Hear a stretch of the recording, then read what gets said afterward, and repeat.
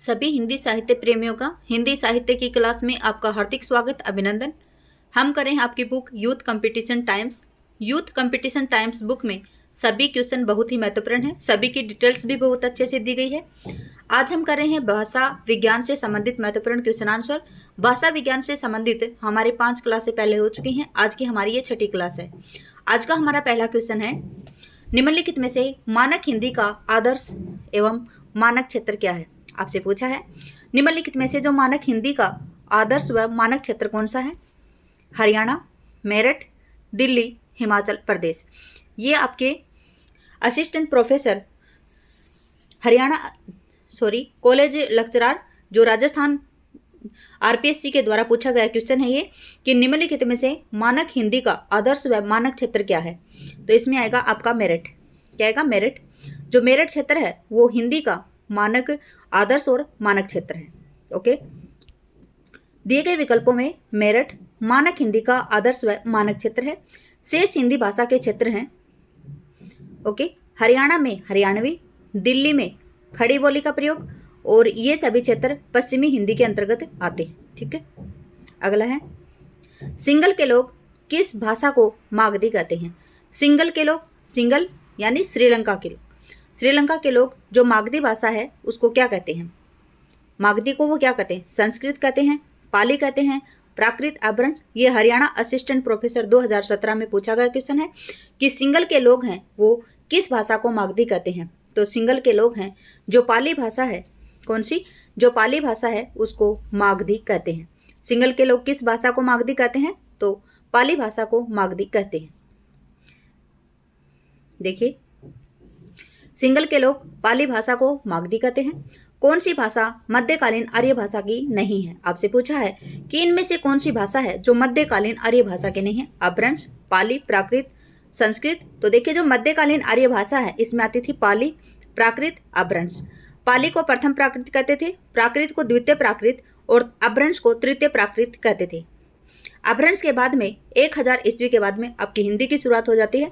तो जो आपकी संस्कृत भाषा है ये आपकी प्रारंभिक यानी जो आपकी मध्यकालीन आर्य भाषा है ये तो हो गई आपकी पाली, प्राकृत और अपभ्रंश। और जो आपकी इनसे पहले जो आपका प्रारंभिक काल चला था उसमें आपकी जो संस्कृत है वो प्राचीन आर्य भाषा में आती है। ठीक है, तो यहाँ पे आएगा संस्कृत, यानी सबसे पुरानी है संस्कृत। देखिए, संस्कृत भाषा मध्यकालीन आर्य भाषा नहीं है, संस्कृत भाषा है ये प्राचीन आर्य भाषा है। मध्यकालीन आर्य भाषा है उसके अंतर्गत पाली, प्राकृत और अपभ्रंश। पाली को 500 ईस्वी पूर्व से 1 ईस्वी तक, प्राकृत को 1 ईस्वी से 500 ईस्वी तक, अपभ्रंश को 500 ईस्वी से 1000 ईस्वी तक और 1000 ईस्वी से अब तक आपकी हिंदी है। और उससे पहले संस्कृत थी। संस्कृत को भी 2 भागों में बांटा जाता था। प्राचीन जो आपकी आर्य भाषा है उसमें संस्कृत को 2 भागों में बांटा जाता था। एक आपकी वैदिक संस्कृत आती थी, एक आपकी लौकिक संस्कृत आती थी। वैदिक संस्कृत है जिसमें वेद, उपनिषद वे लिखे जाते थे आपके, और लौकिक संस्कृत यानी रामायण, महाभारत, वाल्मीकि जी ने जो रामायण लिखी, वेदव्यास जी ने जो महाभारत लिखा वो आपकी लौकिक संस्कृत में थी। ठीक है, इस प्रकार से आप याद रखेंगे। बिहार की तीनों बोलियों का एक वर्ग बनाकर बिहारी नाम किसने दिया। आपसे पूछा गया है कि बिहार की 3 बोलियां थी उनको एक वर्ग बनाकर बिहारी नाम देने वाले कौन थे।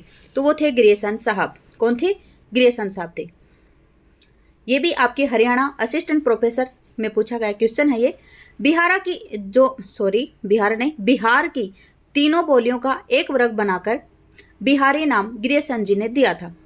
ग्रियर्सन ने पहली बार लिंग्विस्टिक सर्वे ऑफ इंडिया में वर्तमान उत्तरी बिहार और दक्षिणी पश्चिमी उत्तर प्रदेश में बोली जाने वाली भाषाओं के सम्मिलित रूप जो वहाँ की क्षेत्रीय हिंदी में परिलक्षित होती है उसे बिहारी हिंदी कहा जाता है। ठीक है, ग्रियर्सन जी ने क्या किया था?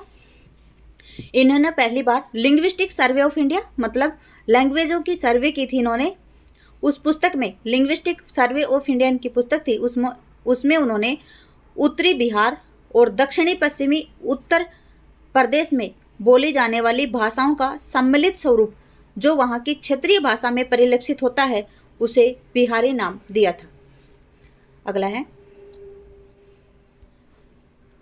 डॉक्टर गिरियसन ने राजस्थानी बोलियों को कितने वर्गों में रखा है? आपसे पूछा है कि डॉक्टर गिरियसन हैं, इन्होंने राजस्थानी बोलियों को कितने वर्गों में बांटा है? तो इन्होंने राजस्थानी बोलियों को 5 वर्गों में बांटा है।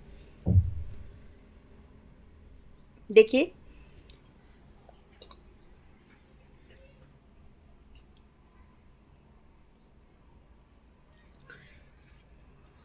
डॉक्टर गिरियसन ने राजस्थानी बोलियों को 5 वर्गों में रखा है, जो निम्न प्रकार से हैं। पश्चिमी हिंदी में आएगी आपकी मारवाड़ी और उसकी उपबोलियां। उत्तरी पूर्वी राजस्थानी में आएगी मेवाती और अहिरवाटी। मध्य पूर्वी जो राजस्थानी है उसमें आएगा ढूंढाड़ी और उसकी उपबोलियां।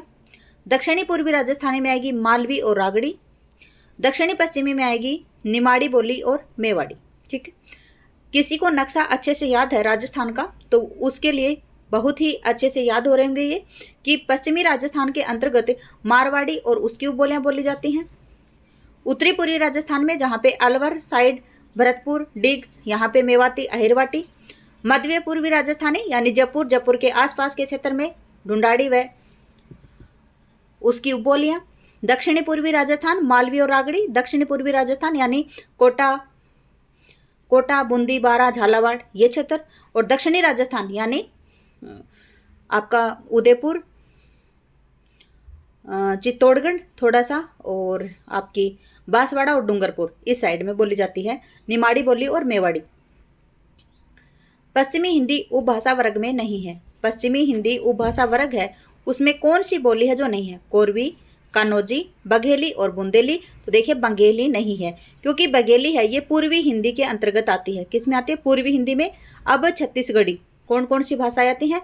अब छत्तीसगढ़ी तो अवधी आती है, बघेली आती है, छत्तीसगढ़ी आती है, जबकि आपकी कोरवी, कन्नौजी और बुंदेली ये पश्चिमी हिंदी के अंतर्गत आती हैं।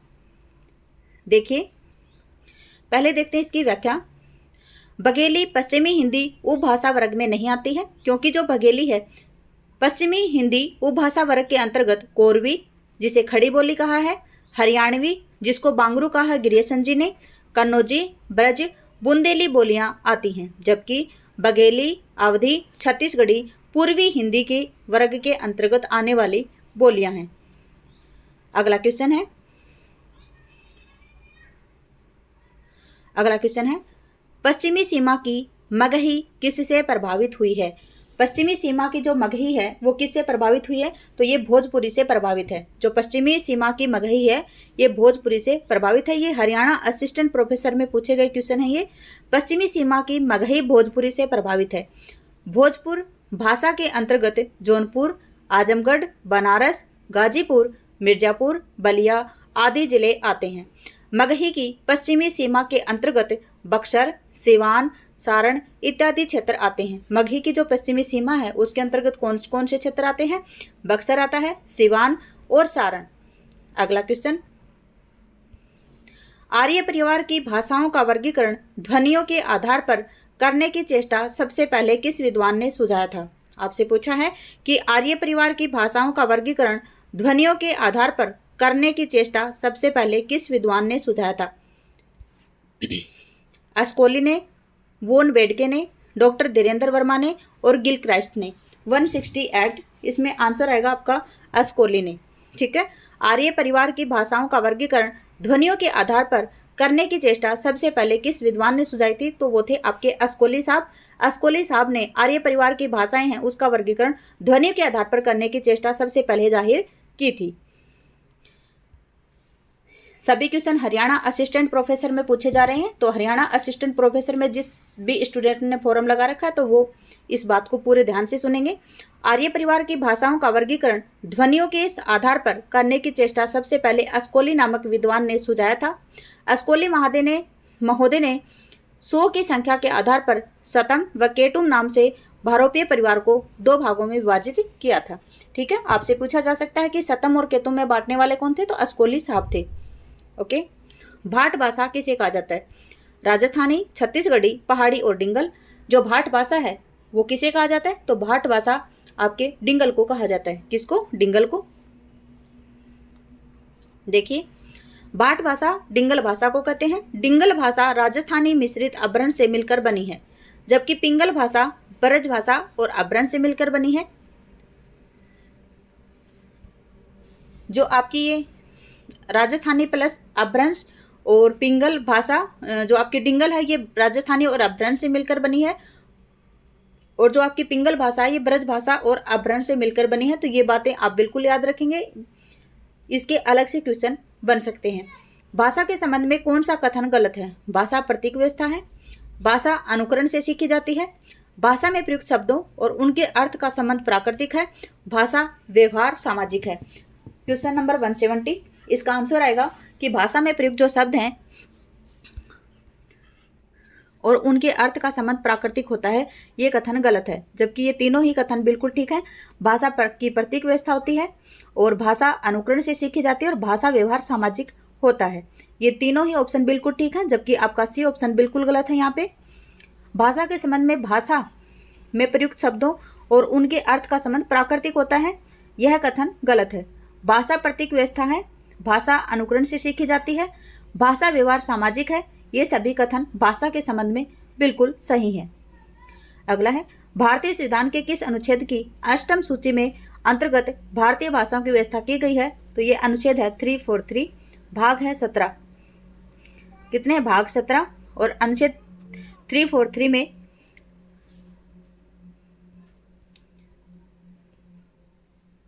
अष्टम सूची के अंतर्गत भारतीय भाषाओं की व्यवस्था की गई है।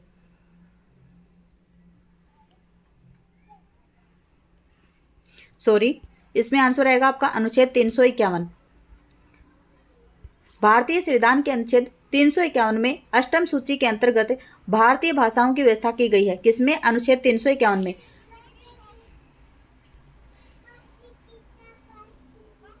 अनुच्छेद 343 में संघ की भाषा हिंदी व लिपि क्या होगी? देवनागरी। अनुच्छेद 345 में किसी राज्य का विधानमंडल विधि द्वारा उस राज्य में इस्तेमाल होने वाली भाषाओं में से किसी एक या अधिक भाषाओं को या हिंदी को उस राज्य के सभी व किन्हीं शासकीय प्रयोजन के लिए अंगीकार कर सकता है। 345 का मतलब है कि अगर कोई राज्य चाहे तो उस राज्य में वहाँ पर बोले जाने वाली भाषा या फिर हिंदी को, यानी राज्य के जो प्रयोजन में भाषा होती है वो इंग्लिश को यूज किया जाता है, लेकिन 345 अनुच्छेद में ये बताया गया है कि जो हमारा विधानमंडल है उसमें या फिर किसी भी शासकीय प्रयोजन में अगर हम चाहें तो वहां पर हमारे वहां की जो लैंग्वेज है उसको हम शासकीय प्रयोजन की लैंग्वेज बना सकते हैं। जब तक ऐसा नहीं किया जा सकता,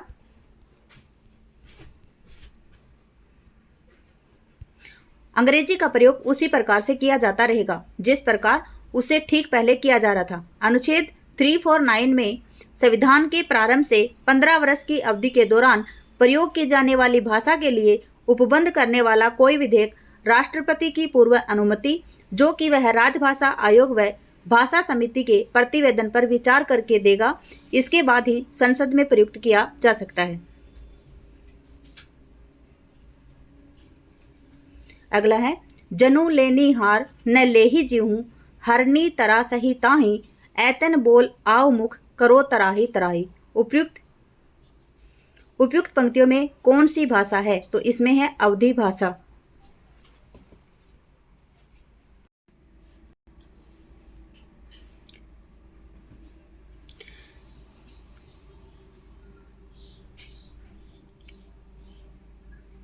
जनु लेनिहार न लेही तराही तराही, उपयुक्त पंक्तियों की भाषा अवधी है। अवधी अर्धमागधी अपभ्रंश की पूर्वी हिंदी उपभाषा के अंतर्गत आती है। पूर्वी हिंदी के अंतर्गत कैसे आती है? जो अर्धमागधी अपभ्रंश है उसकी जो पूर्वी हिंदी उपभाषा है उसकी बोली है क्या? अवधी।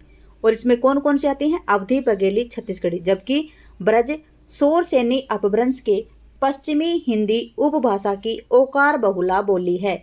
भोजपुरी एवं मैथिली मागधी अपभ्रंश की बिहारी हिंदी उपभाषा की बोली है तथा अपभ्रंश के अंतर्गत शोरसेनी, अर्धमागधी, मागधी, पैसाची, ब्राचड़ और महाराष्ट्री। सीधे क्वेश्चन को स्टूडेंट्स कर रहा है तो उसके समझ में नहीं आएंगे, लेकिन जिसने डीपली से पढ़ा है और अगर वो क्वेश्चन आंसर ही लगाना चाहे तो ये बहुत अच्छे से समझ में आएगी, उसको रिकॉल हो रहा होगा। इसूरी किस बोली के लोक कवि थे? आपसे पूछा है जो इसूरी साहब थे वो किस बोली के लोक कवि थे? तो वो थे आपके बुंदेली के।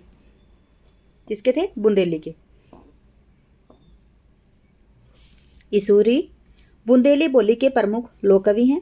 बुंदेलखंड में बोली जाने वाली बुंदेली का क्षेत्र झांसी, जालौन, हमीरपुर, ओरछा, भोपाल, सागर, होशंगाबाद जिलों तक फैला है।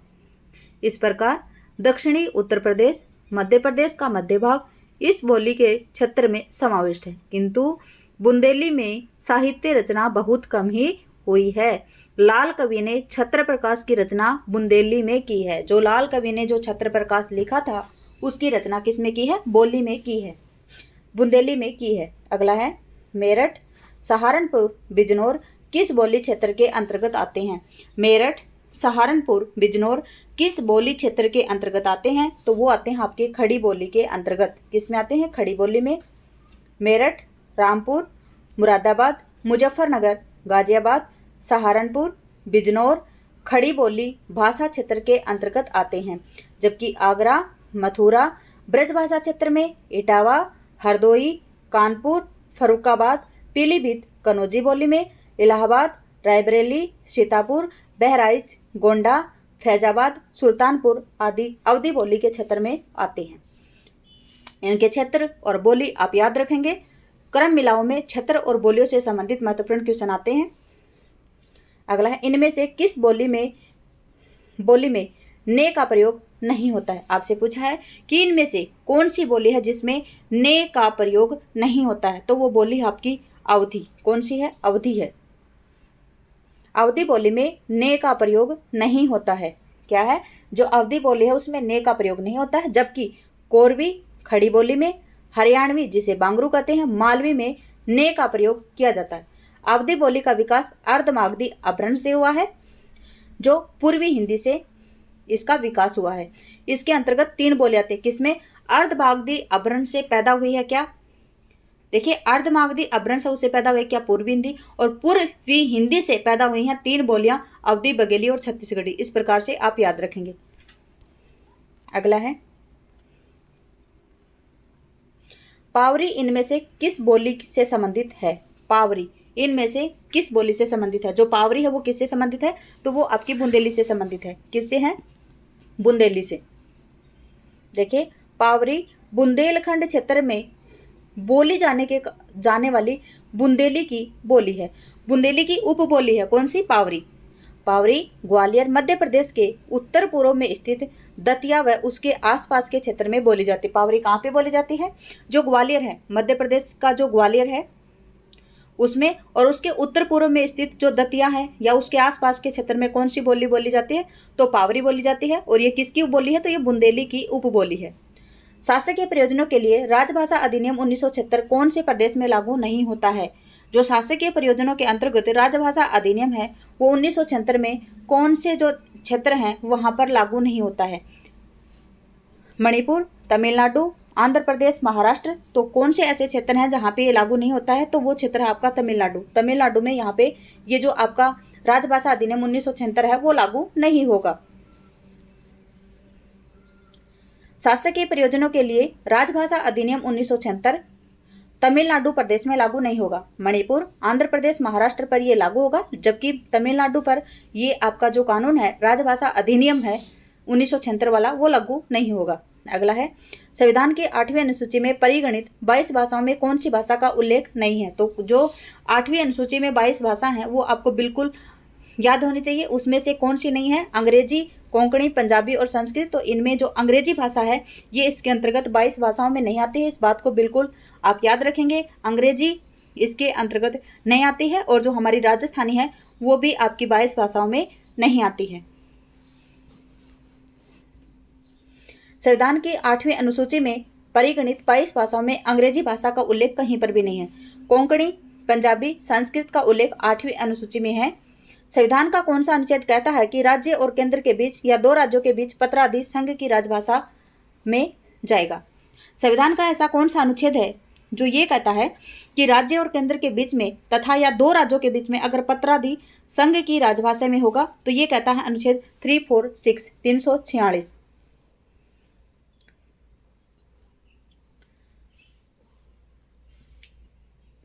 अनुच्छेद 346 कहता है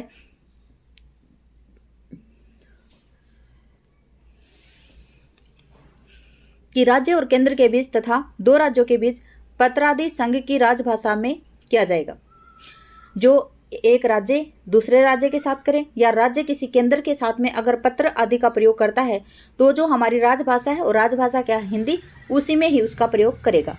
अनुच्छेद 345 में कहा गया है कि राज्य का विधानमंडल विधि द्वारा उस राज्य में इस्तेमाल होने वाली भाषाओं में से किसी एक या अधिक भाषाओं का या हिंदी को उस राज्य के सभी या किन्हीं शासकीय प्रयोजनों के लिए अंगीकार कर सकता है।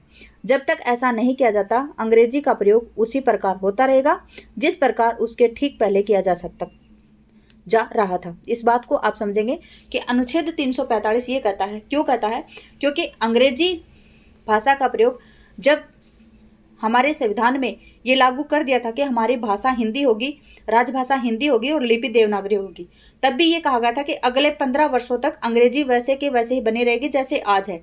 लेकिन अगर किसी राज्य का विधानमंडल या राज्य में रहने वाले ज़्यादातर लोग ये चाहते हैं कि वहाँ की भाषा, हमारे वहाँ पे बोली जाने वाली भाषा सामान्य जो वहाँ की अन्य जो बोली जाती है उसकी संख्या अगर बड़ी है, या फिर वहाँ पर हिंदी भाषा में अगर वो पत्रादि का विचार विमर्श करना चाहते हैं तो वहाँ पे वो भाषा, वो कानून बनाकर उस भाषा का प्रयोग किया जा सकता है। ये अनुच्छेद आपका 345 कहता है। ठीक है।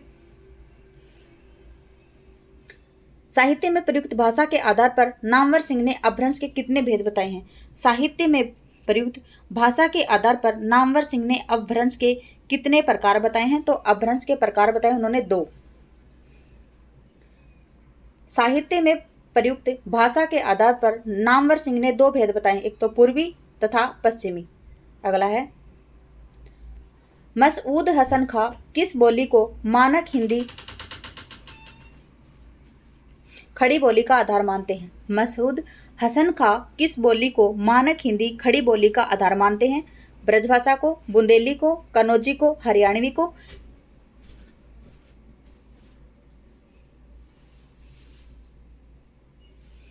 उत्तर आएगा हरियाणवी।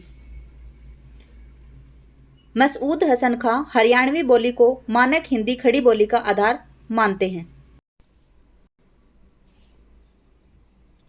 अगला क्वेश्चन है, केंद्रीय हिंदी निदेशालय की ओर से देवनागरी लिपि तथा हिंदी वर्तनी का मानकीकरण का प्रकाशन, ये क्या है, देवनागरी लिपि तथा हिंदी वर्तनी का मानकीकरण नामक पुस्तक का प्रकाशन कब हुआ था? तो सन 1983 में हुआ था। ये हरियाणा असिस्टेंट प्रोफेसर में पूछा गया क्वेश्चन है। आगे देखते हैं इसकी व्याख्या। देखिए, केंद्रीय हिंदी निदेशालय की ओर से देवनागरी लिपि तथा हिंदी वर्तनी का मानकीकरण पुस्तक का प्रकाशन सन 1983 में हुआ था। देवनागरी लिपि तथा हिंदी वर्तनी का मानकीकरण का प्रकाशन सन 1983 में किसने करवाया था? तो ये केंद्रीय हिंदी निदेशालय ने करवाया था। बहुत ही इंपॉर्टेंट क्वेश्चन है ये। इसमें 3 भाषाओं का मिश्रण था। कितनी भाषाओं का था? 3 भाषाओं का मिश्रण, 3 पुस्तकों का मिश्रण था। इसमें कौन कौन सी पुस्तक थी? मानक देवनागरी वर्णमाला, परिवर्तित देवनागरी वर्णमाला और हिंदी वर्तनी का मानकीकरण। इन तीन पुस्तिकाओं का समन्वित रूप को संशोधन किया, परिवर्धन किया, संशोधन और परिवर्धन करके केंद्रीय हिंदी निदेशालय के द्वारा सन 1983 में किस नाम से प्रकाशित हुई? तो देवनागरी लिपि हिंदी वर्तनी का मानकीकरण नाम से। ठीक है। आपसे ये भी पूछा जा सकता है कि जो देवनागरी लिपि तथा हिंदी वर्तनी का मानकीकरण, इसमें किन 3 पुस्तकों का समन्वित है? तो समन्वित रूप है तो आपसे 4 पुस्तक दे दी जाएंगी और आपसे पूछा जाएगा, तो आपसे पूछा जाएगा इस हिसाब से कि इनमें से कौन सी नहीं है। तो अगर आपको तीनों पुस्तकों के नाम याद हैं तो आप बता देंगे, अन्यथा आपका क्वेश्चन गलत हो जाएगा। तो आप तीनों को याद रखेंगे, मानक देवनागरी वर्णमाला, परिवर्तित देवनागरी वर्णमाला और हिंदी वर्तनी। ये देखिए, ये तीनों पुस्तकें हैं। कौन कौन सी? मानक देवनागरी वर्णमाला, परिवर्तित देवनागरी वर्णमाला और हिंदी वर्तनी का मानकीकरण। इन तीनों पुस्तकों को समन्वित किया, उनको इनमें संशोधन किया, फिर इसके परिवर्तित रूप को एक पुस्तक में प्रकाशित किया। और कब किया? सन 1983 में। किसने किया? ये भी याद रखेंगे। तो केंद्रीय हिंदी निदेशालय ने। किस नाम से किया? देवनागरी लिपि तथा हिंदी वर्तनी का मानकीकरण। हरियाणा असिस्टेंट प्रोफेसर में पूछा गया क्वेश्चन है कि देवनागरी लिपि या हिंदी वर्तनी का मानकीकरण कब किया गया? अगली बार आपसे ये भी पूछा जा सकता है कि इसमें किन किन पुस्तकों का समावेशन है। आपसे ये भी पूछा जा सकता है कि 1983 में किस पुस्तक का, तो इस पुस्तक को भी आप याद रखेंगे, देवनागरी लिपि या हिंदी वर्तनी का मानकीकरण। देखिए, किसी भी हिसाब से आपसे क्वेश्चन पूछा जाए तो आप हर एंगल पर तैयार रहेंगे। ठीक है। भारतीय संविधान ने अंकों के किस रूप को स्वीकार किया है? जो हमारा भारतीय संविधान है उसमें अंकों के किस रूप को स्वीकार किया? तो देखिए, अगर आप सभी को पता है तो 343 अनुच्छेद में भारत की राजभाषा क्या होगी? हिंदी। लिपि क्या होगी? देवनागरी। और अगर भारतीय अंकों को किस रूप में स्वीकार किया गया? तो अंतर्राष्ट्रीय रूप में स्वीकार किया गया था। तो आंसर आएगा आपका बी, कि भारतीय अंकों के अंतर्राष्ट्रीय रूप को स्वीकार किया गया था। भारतीय संविधान ने भारतीय अंकों के अंतर्राष्ट्रीय रूप को स्वीकार किया है। अनुच्छेद 343 में उल्लेख किया गया है कि संघ की राजभाषा हिंदी, लिपि देवनागरी होगी। अंकों का प्रयोग वही रहेगा जो अंतर्राष्ट्रीय स्तर पर प्रचलित है। अंकों का स्वरूप कैसा लिया था? अंतर्राष्ट्रीय स्तर पर जो प्रचलित था वही रूप लिया था। शेष अन्य जो विकल्प हैं वो गलत हैं। बाकी आपका तथ्य ये बिल्कुल ठीक है कि अनुच्छेद 343 में राजभाषा हिंदी, लिपि देवनागरी और जो अंकों का रूप था वो अंतर्राष्ट्रीय रूप को स्वीकार किया गया था। 343 अनुच्छेद में ये पूरी बात दी गई है। भाग भी पूछा जा सकता है, तो भाग ये हमारा है 17। ठीक है। अगला है विभाषा से आशय है। विभाषा से आशय क्या है? विभाषा भाषा से छोटी होती है और जो हमारी बोली है उससे बड़ी होती है। विभाषा क्या होती है? भाषा से छोटी और जो हमारी बोली है उससे बड़ी होती है, तो बीच की होती है। तो ये एक प्रांत विशेष की बोली हो सकती है। ओके, यहाँ पे आएगा एक प्रांत की बोली। देखिए, प्रश्नोक्त विकल्प के अनुसार एक प्रांत की बोली को विभाषा कहा जाता है। विभाषा का क्षेत्र बोली की अपेक्षा अधिक विस्तृत होता है और भाषा से क्या होता है? छोटा होता है। यह एक प्रांत या उपप्रांत में प्रचलित होती है। इसके साहित्यिक रचनाएं भी प्राप्त होती हैं। अवधी, ब्रजभाषा, खड़ी बोली, भोजपुरी, मैथिली आदि हिंदी की प्रमुख विभाषाएं हैं। सरकारी कार्यालयों में प्रयुक्त होने वाली भाषा या राजकाज की भाषा को राजभाषा, या घर परिवार में जो हमारी व्यवहारिक भाषा, जो हमारे व्यवहार में भाषा यूज में लेते हैं हम उसको बोली कहते हैं, उसे हम मातृभाषा भी कहते हैं। इनमें से कौन सी लिपि नहीं है? आपसे पूछा गया कि इनमें से कौन सी है जो लिपि नहीं है, तो अंग्रेजी इसमें लिपि नहीं है। बाकी अरबी उर्दू की है, गुरुमुखी ये पंजाबी की है, देवनागरी हिंदी की है। अंग्रेजी एक भाषा है, इसकी लिपि रोमन है। ओके, देखिए, अंग्रेजी लिपि नहीं है, इसकी लिपि का नाम रोमन लिपि है। अरबी उर्दू की लिपि है, गुरुमुखी पंजाबी की लिपि है, देवनागरी लिपि हिंदी, संस्कृत, नेपाली और मराठी दिया गया यहाँ पे नेपाली की है। किसकी है? नेपाली की है। देवनागरी लिपि किस किस भाषा की है? तो हिंदी की भी है, संस्कृत, मराठी और नेपाली भी है। ठीक है। अगला क्वेश्चन पूछा गया है, इनमें से किस बोली का हिंदी जो बिहारी हिंदी है उससे संबंध नहीं है? तो अगर आपको पता है बिहारी के भोजन में एक मग मेथी देव, तो बिहारी के भोजन से भोजपुरी के मग एक मग, तो मगही और मेथी देव मैथिली। जबकि जो अवधी जो बोली है ये बिहारी हिंदी के अंतर्गत नहीं आती है। अवधी किसके अंतर्गत आती है? तो अवधी है वो आपकी अर्धमागधी अपभ्रंश के अंतर्गत जो पूर्वी हिंदी आती है वो पूर्वी हिंदी की बोली है। ये कौन सी? अवधी। अवधी, बघेली और छत्तीसगढ़ी ये तीनों ही पूर्वी हिंदी की बोली के अंतर्गत आते हैं। बिहारी हिंदी में अवधी, बघेली, ये आपकी मगही, भोजपुरी और मैथिली आती हैं। इस बात को आप कंफ्यूज नहीं होंगे, काफी बार पूछा गया क्वेश्चन है ये। अगली व्याख्या इसकी देखिए, दी गई बोलियों में अवधी का संबंध बिहारी हिंदी से नहीं है, बल्कि इसका संबंध पूर्वी हिंदी से है। पूर्वी हिंदी की अन्य बोलियां हैं, अवधी तो है, उसके बाद में बघेली और छत्तीसगढ़ी है। जबकि मगही, भोजपुरी एवं मैथिली तीनों ही बिहारी हिंदी के अंतर्गत आती हैं। मगही किस प्रदेश में बोली जाती है? आपसे पूछा है जो मगही है वो किस प्रदेश में बोली जाती है? तो मगही है वो बिहार में बोली जाती है। किस में बोली जाती है? बिहार में, क्योंकि पूर्वी हिंदी के अंतर्गत आती है। कौन सी? मगही बोली। और पूर्वी हिंदी पूर्व में देखिए बिहार आता है। बिहार, असम, त्रिपुरा, मणिपुर, मेघालय, नागालैंड, मिजोरम ये सभी पूर्वी राज्यों के अंतर्गत आते हैं। तो बिहार भी इनसे सटा हुआ है। लास्ट इधर से जाएंगे तो बिहार ही आएगा। बिहार के बाद में पश्चिम बंगाल आएगा थोड़ा सा, उसके बाद में हमारी 7 सिस्टर्स आएंगे। ठीक है, तो ये हमारा जो बिहार का क्षेत्र है वहां पर बोली जाती है कौन सी? मगही। ठीक है, सॉरी पूर्वी हिंदी में नहीं, बिहारी हिंदी में, बिहारी हिंदी में आती है आपकी मगही, और मगही कहाँ पे बोली जाती है? बिहारी हिंदी बिहार में बोली जाती है, ठीक है। मगही मूलतः बिहार राज्य की बोली है। यह मागधी अपभ्रंश की बिहारी उपभाषा की प्रमुख बोली है। बिहार राज्य में भोजपुरी और मैथिली बोली भी बोली जाती है, ठीक है। राजस्थान में राजस्थानी, पश्चिमी राजस्थानी, पूर्वी राजस्थानी, उत्तरी राजस्थानी, दक्षिणी राजस्थानी, छत्तीसगढ़ में छत्तीसगढ़ी, मध्य प्रदेश में बघेली, मालवी इत्यादि बोलियां प्रचलित हैं, ठीक है।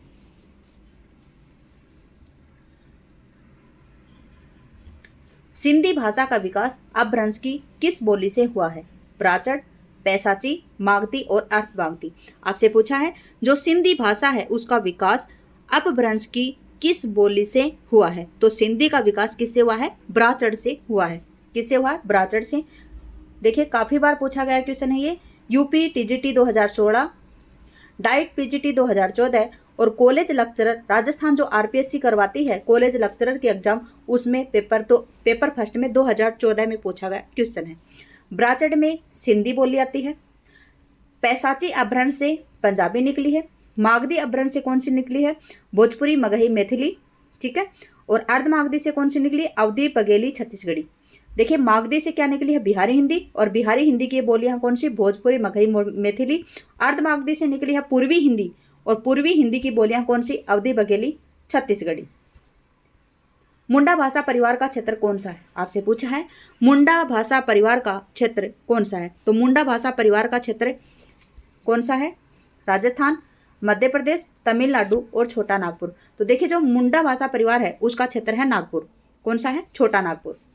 देखते हैं इसकी व्याख्या। यहां पे स्टार दिया गया है, देखते हैं पहले व्याख्या।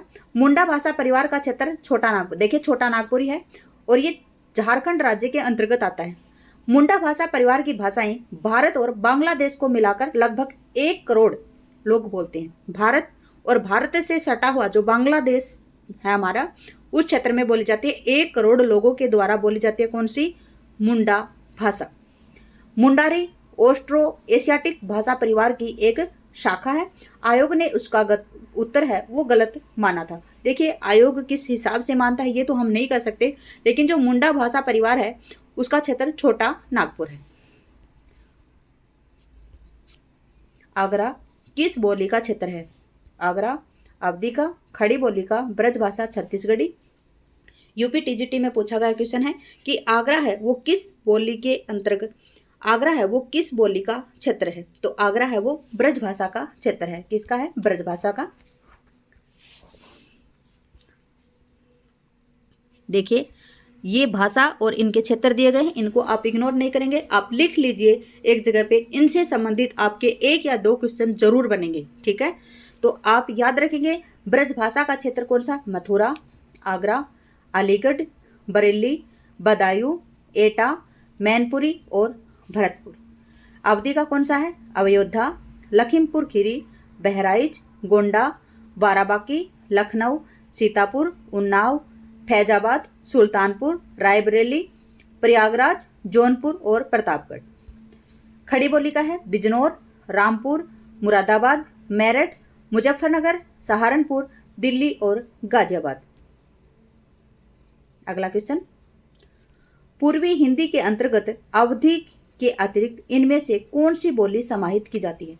पूर्वी हिंदी के अंतर्गत अवधी आती है, बघेली आती है, छत्तीसगढ़ी आती है।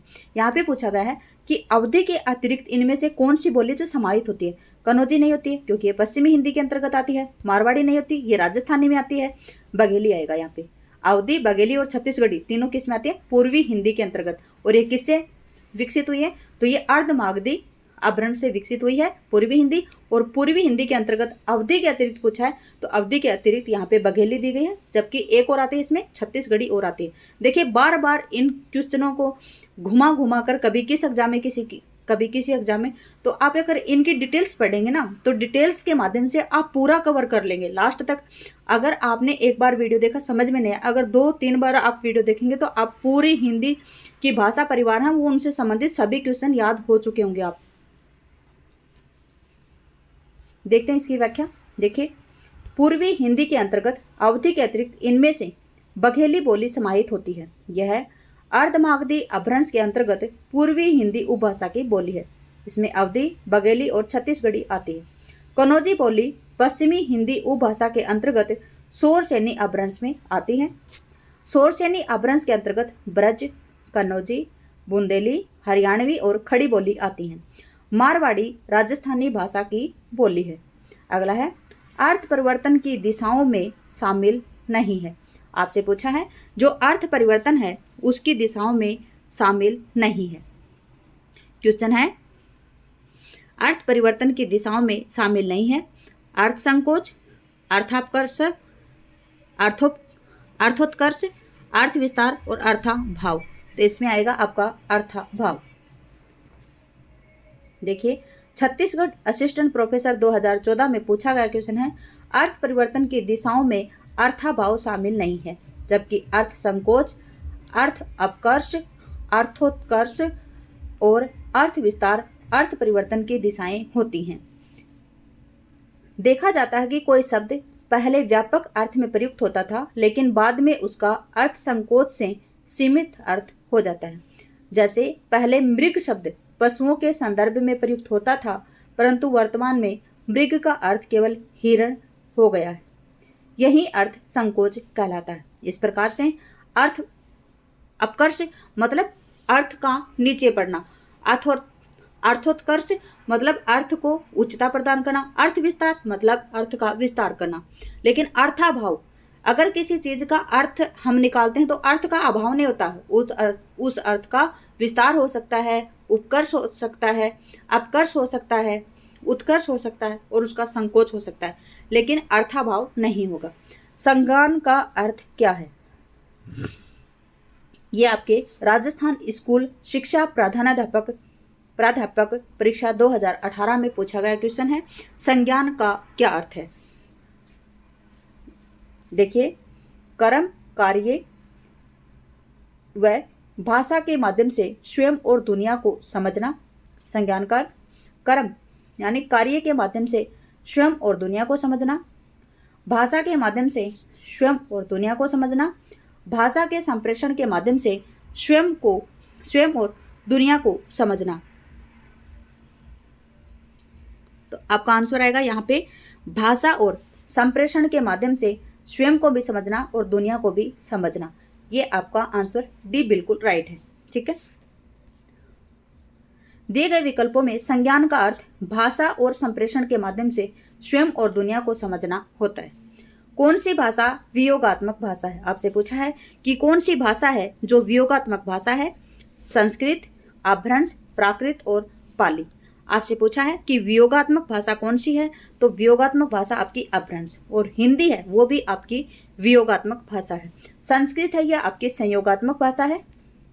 ठीक है, अपभ्रंश है वो वियोगात्मक भाषा है। आकृति और रूप की दृष्टि से अपभ्रंश तथा हिंदी वियोगात्मक और विश्लिष्ट भाषाएं हैं, जबकि संस्कृत, पाली और प्राकृत तीनों ही संयोगात्मक भाषाएं। ठीक है, अगला है मेरो सब पुरुषार्थ ठाको किस भाषा की पंक्ति है? क्या है?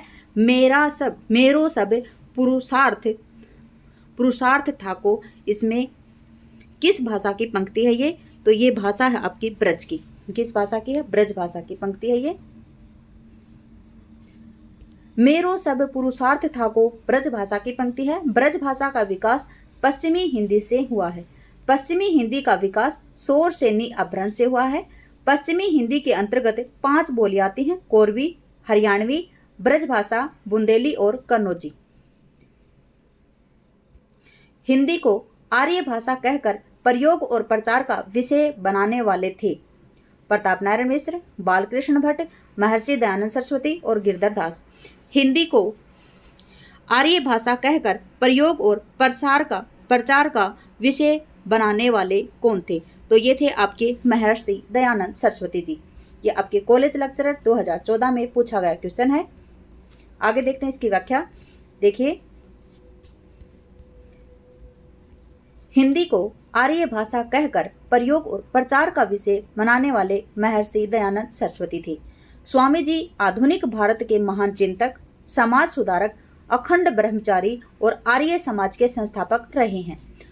उनके बचपन का नाम मूलशंकर था। उन्होंने वेदों के प्रचार और आर्यावर्त को स्वतंत्रता दिलाने के लिए मुंबई में आर्य समाज की स्थापना की थी। कहाँ पे? मुंबई में। इनकी कृतियां कौन सी हैं? सत्यार्थ प्रकाश है, ऋग्वेदादि, भाष्य भूमिका, ऋग्वेद भाष्य और चतुर्वेद विषय सूची। चारों ही कृतियां इनकी बहुत महत्वपूर्ण है, याद रखेंगे। और इन्होंने जो आपके वेद हैं उनके प्रचार और आर्यावर्त की स्वतंत्रता दिलाने के लिए मुंबई में आर्य समाज की स्थापना की थी। ठीक है, अगला क्वेश्चन, स्थापना और तर्क दिए गए हैं। स्थापना है, देवनागरी लिपि में जैसा बोला जाता है वैसा ही लिखा जाता है। तर्क, क्योंकि इसके प्रत्येक उच्चारित वर्ण ध्वनि के लिए निश्चित लिपि व चिन्ह होता है, इसमें कोई भी वर्ण अनुच्चरित यानी साइलेंट नहीं होता। जिस प्रकार से इंग्लिश आपकी अंग्रेजी है उसमें साइलेंट वर्ड होते हैं, लेकिन जो हमारी हिंदी है इसमें साइलेंट वर्ड नहीं होते, तो इसमें ए और आर यानी दोनों ही सही हैं। ठीक है, देखिए, देवनागरी लिपि में जैसा बोला जाता है वैसा ही लिखा जाता है, क्योंकि इसमें प्रत्येक उच्चरित वर्ण जो उच्चरित वर्ण है ध्वनि के लिए निश्चित लिपि चिन्ह है। कोई भी वर्ण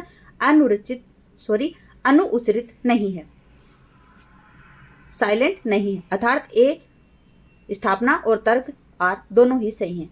देवनागरी लिपि का विकास किस प्राचीन लिपि से हुआ है? देवनागरी लिपि है उसका विकास है वो किस प्राचीन लिपि से हुआ है? किलाक्षर, खरोष्टी, कुटिल और रोमन। तो आपकी आएगी यहाँ पे कुटिल। कौन सी आएगी? कुटिल। ठीक है, क्योंकि ब्राह्मी लिपि से आपकी कुटिल लिपि बनी और कुटिल लिपि से आपकी देवनागरी लिपि का विकास हुआ है। ठीक है, देखिए, देवनागरी लिपि का विकास, कुटिल लिपि, अगर आपसे ये पूछा जाए कि ब्राह्मी लिपि, तो ब्राह्मी लिपि भी यहाँ पे आंसर बिल्कुल ठीक आएगा। ठीक है, खरोष्टी तो विदेशी लिपि थी जिसका प्रचार पश्चिम उत्तर प्रदेश में होता था, जो उर्दू लिपि की तरह है, दाएं से बाएं लिखी जाती है। जो हमारी हिंदी है वो कहाँ से लिखी जाती है? हमारी हिंदी है वो बाएं से दाएं लिखी जाती है, जबकि उर्दू लिपि है वो दाएं से बाएं लिखी जाती है। इसका विकास सामी आरमाइक लिपि से हुआ है। ठीक है, रोमन लिपि अंग्रेजी भाषा की लिपि है। अगला क्वेश्चन,